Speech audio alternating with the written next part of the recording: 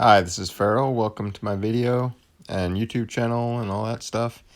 This is page 26 of ROBot TOD. It's the last page of the first issue. I just have a cover left to do and a couple like little miscellaneous type pages, like letters column and stuff like that. But yeah, I do the cover and back cover.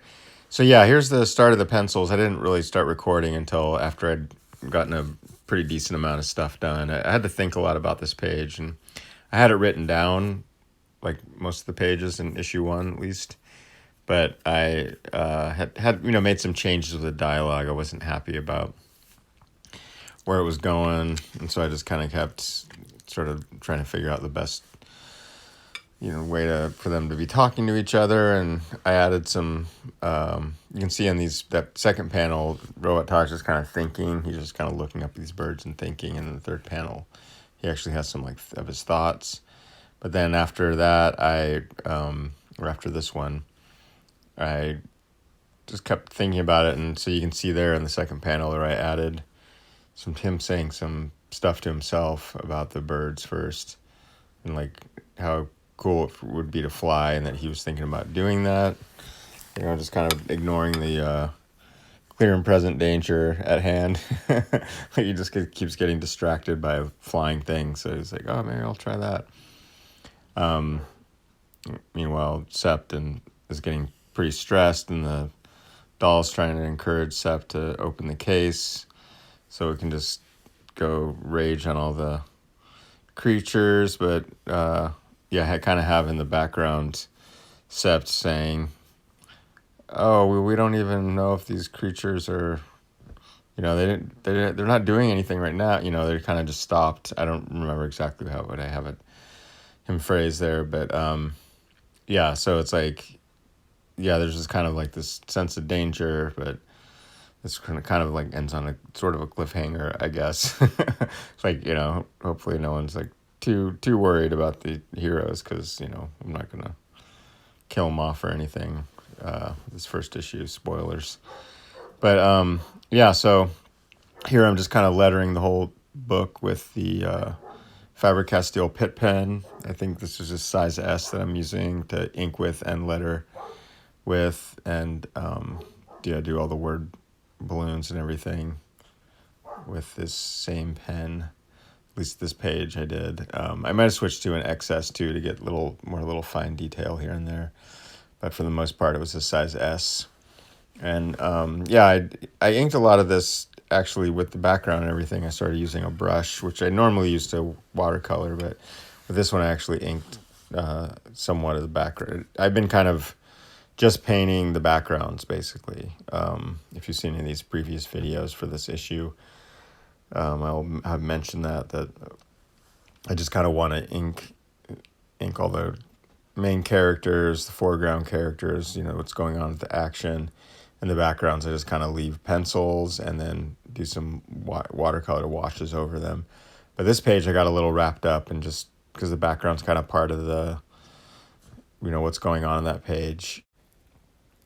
I don't know, I just wanted there to be little dark spots in the background where you can kind of get, just kind of add some depth to it. Like I was trying to do like an atmospheric perspective mostly, but because I wanted those like birds to pop, I was just using the brush to make them up and adding a lot of black that way. And I wanted to add little nooks and crannies and little pipes going off, and it just kind of felt easier just to add a little depth here and there with some black ink, as opposed to I guess just instead of using black watercolor.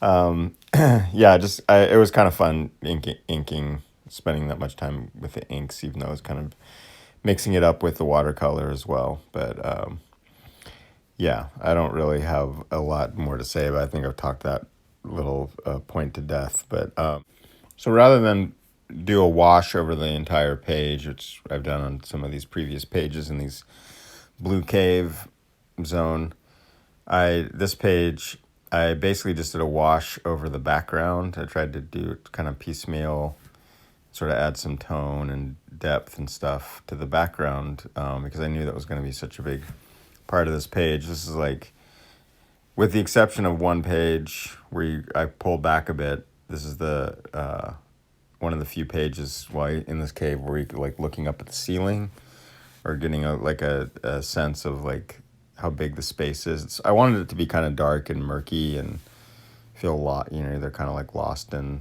this like nether space. I don't know, like the Upside Down or something like that. Just even though it's just basically like an abandoned city in a cave.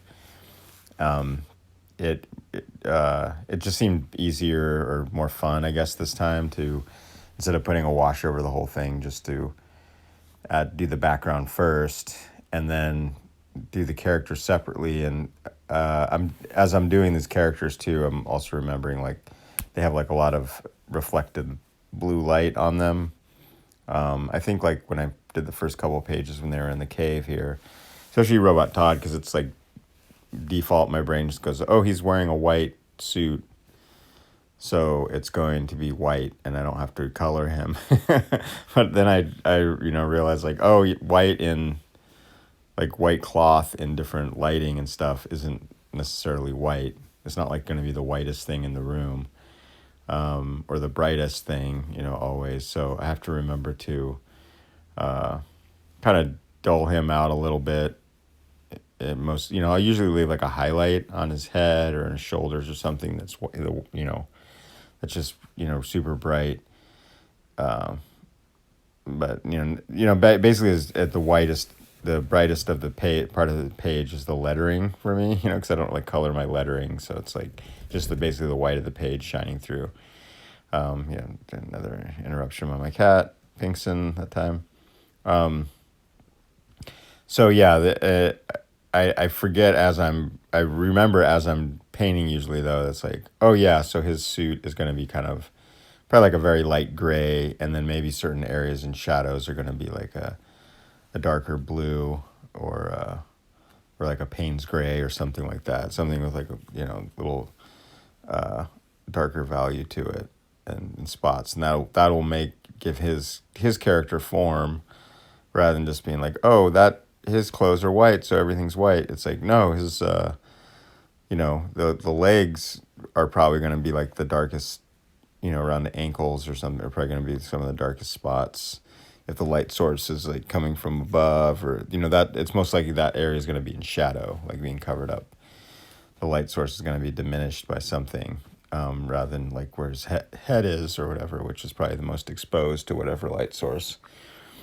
So yeah, and that gets kind of fun too. I'm thinking like, okay, how can I still make this thing look like, kind of shiny steel, like his head a little shiny, or some kind of enamel, and then like a suit, like a sweatsuit, like how would that look? And I felt like I looked a couple of times when I first started painting him, not in this comic, but just years back when I first, and then now it's just kind of like, oh, I just kind of add gray around where his suit crinkles, and then maybe a couple spots in shadows I'll darken up. And kind of alternatively with Sep's outfit, she just wears like a gray suit and like a gray t-shirt. So with that, I figured like, oh, this cave, it'll be one of the darker things in the room. It's probably like still a little too light. Like I probably should make the whole suit darker, but I don't know, artistic license. I just kind of like the way it looks here. So it kind of changes from page to page to like drawing a character's face. Like it's like, okay, generally I can draw Sep looking consistently the same. Like ROBot TOD's, you'd think pretty easy because he doesn't have a lot of features, but sometimes I'll make his head really narrow, or sometimes I make it wide. And that's the same thing too with like Sept or any of the other characters, or any of the Sinclair like characters I have from Pop Gun War or Walhurt. Like I have a general idea of like, okay, this is kind of roughly what they look like, but I don't really stick to having like, I mean, I've done it in the past where I've gotten like celebrity photos or had someone's likeness in mind and had like pictures taken of them and like reference those pictures all the time. Oh, I need to, pose from the right or the left. But it seems like the last few things that I've done, I rarely reference a face. It's more something that I just kind of make up. But anyway, that's the video for this time. Thanks for watching. Last page, page 26, last page of Robot Todd issue 1. I'm going to do the 5 issues, so 5 chapters. And check out my Patreon too. I have a Patreon for like $2 a month. You can help get this comic made. Support me while I'm making it. I'm going to try to get 3 issues before I'll approach a publisher or anything for it. But yeah, if you want to be part of the journey, check out the Patreon, Feral Dow. All right, bye.